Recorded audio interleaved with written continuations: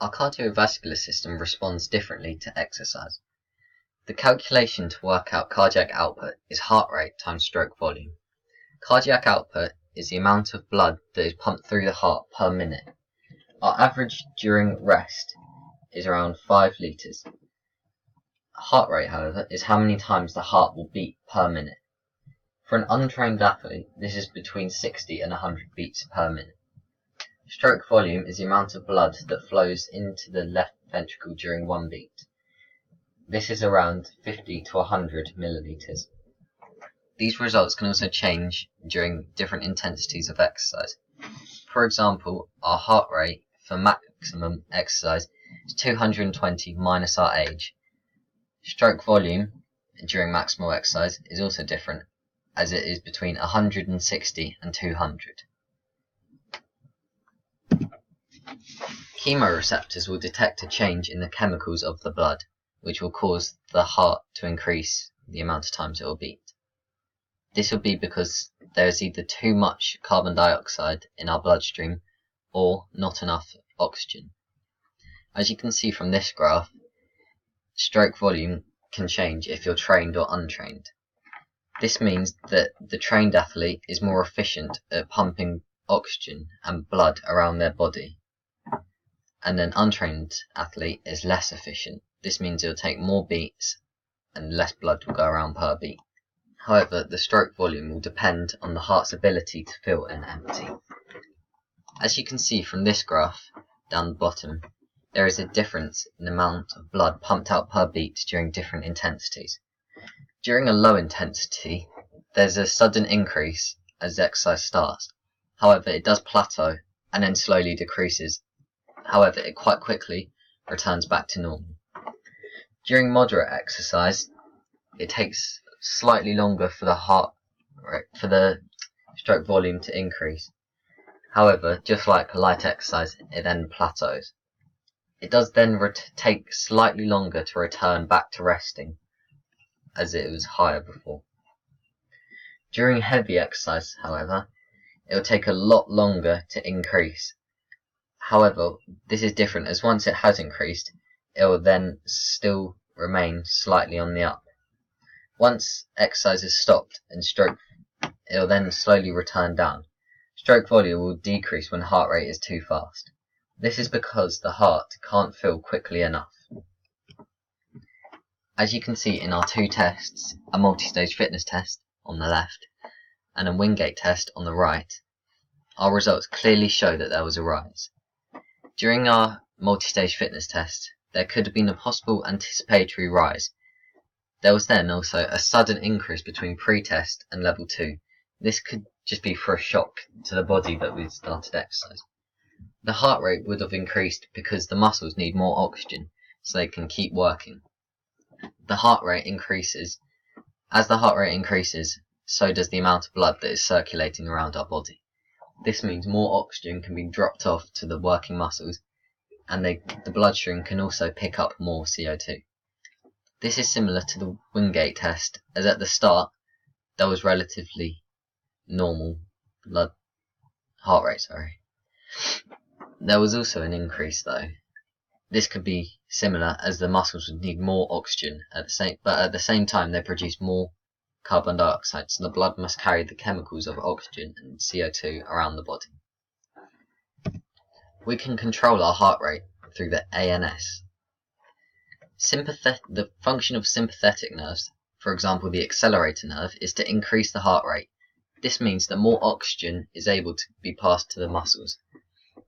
This means there's stronger heart contraction, so more blood is pumped around. At the same time, there's a release of adrenaline. This will increase the heart rate. Vasodilation will occur of some arteries that can supply the muscles and the heart.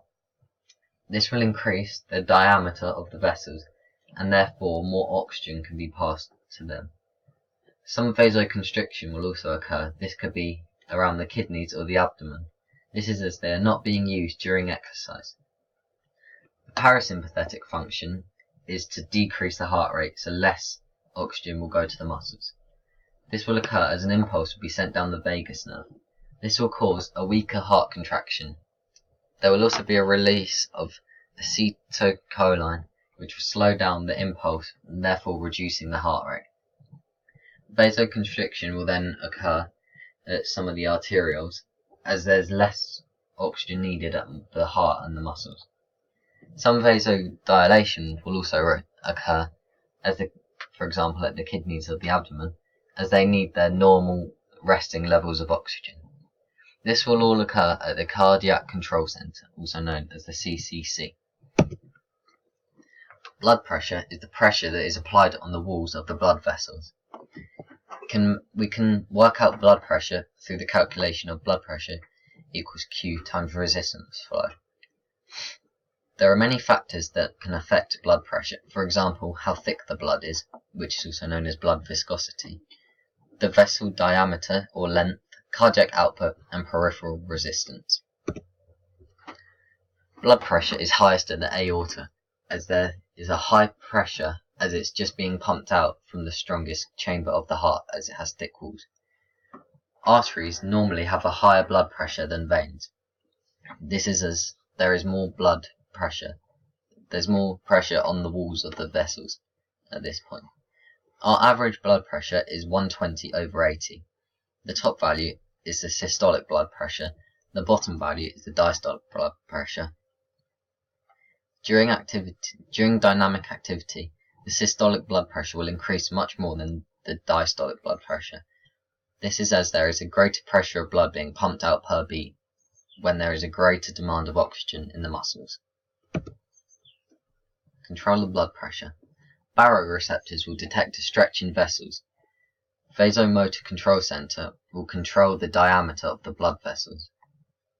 This therefore will cause vasoconstriction or vasodilation by sending an impulse down an accelerator nerve, because they can then dilate or constrict because they are made up of elastic muscle fibers.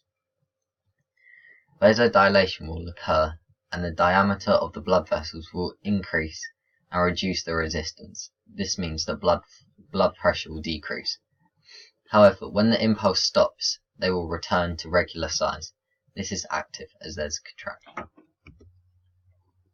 As you can see during our investigation of blood pressure, our blood pressure did increase overall.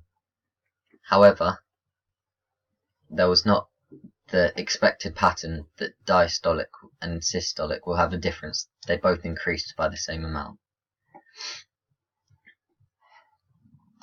During these activities, we would have expected the systolic blood pressure to increase by a lot more and the diastolic pressure to stay as it is. This can also be applied to a sport match. For example, during a football match, blood pressure will increase during different phases of the match. Also, the heart rate will increase at the same time.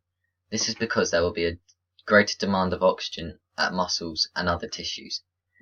There is also more carbon dioxide being produced, so the blood needs to carry it to the lungs so it can be removed.